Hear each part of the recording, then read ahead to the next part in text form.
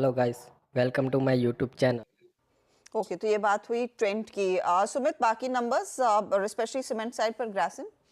देखिए ग्रासिम में केस में जो नंबर्स हैं उनमें भी कुछ हद तक एडजस्टमेंट्स हैं, तो उसको भी ज़रा ध्यान रख के चलिएगा। लास्ट क्वार्टर में कंपनी का 771 करोड़ रुपए के आसपास के एक एडजस्टमेंट था, इस वजह से नंबर्स आपको थोड़े अजीब अजीब से दिखेंगे। लेकिन वाई वाई बेसिस पे मुनाफा 72% टूटने का अनुमान है, बिक्री करीब करीब 11% बढ़ने का अनुमान, क्योंकि वॉल्यूम का नंबर बेटर है।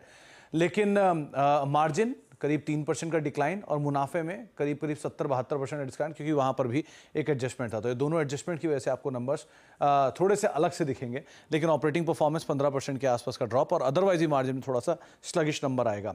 क्यू ऑन क्यू नंबर हालांकि इनके थोड़े बेटर रहेंगे वाई वाई के सामने, क्यू ऑन क्यू नंबर अच्छे आ सकते हैं। वीएसएफ केमिकल कारोबार का जो वॉल्यूम है वो करीब 5 से 6% के आसपास बढ़ेगा, इसलिए आपको रेवेन्यूज में एक जंप दिखाई पड़ रहा है। एबिटा वीएसएफ सेगमेंट की करीब 22% और ऑपरेटिंग प्रॉफिट मार्जिन करीब करीब जो ओवरऑल सिचुएशन है उसमें थोड़ा सा प्रेशर रहेगा। केमिकल सेगमेंट में करीब 17% का डिक्लाइन और ऑपरेटिंग प्रॉफिट मार्जिन 3-3.5% के आसपास गिर सकते हैं, इसीलिए 13-13.5% के आसपास ओपीएम आने का अनुमान है।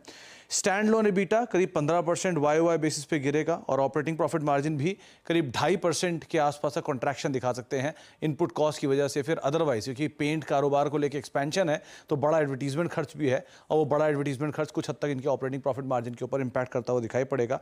ओवरऑल इनकी कमेंट्री खासतौर से पेंट कारोबार को लेके, वीएसएफ कारोबार को लेके, केमिकल की प्राइसिंग को लेके, second half of financial year launches को लेकर, ये चीज़ें हैं जिनको बाजार बहुत कीनली वॉच करेगा। लेकिन थोड़ा सा प्रेशर कंपनी के ऊपर इस समय बड़े केपेक्स का आता हुआ दिखाई पड़ेगा, तो वो पार्ट बहुत क्रूशली बाजार वॉच करेगा।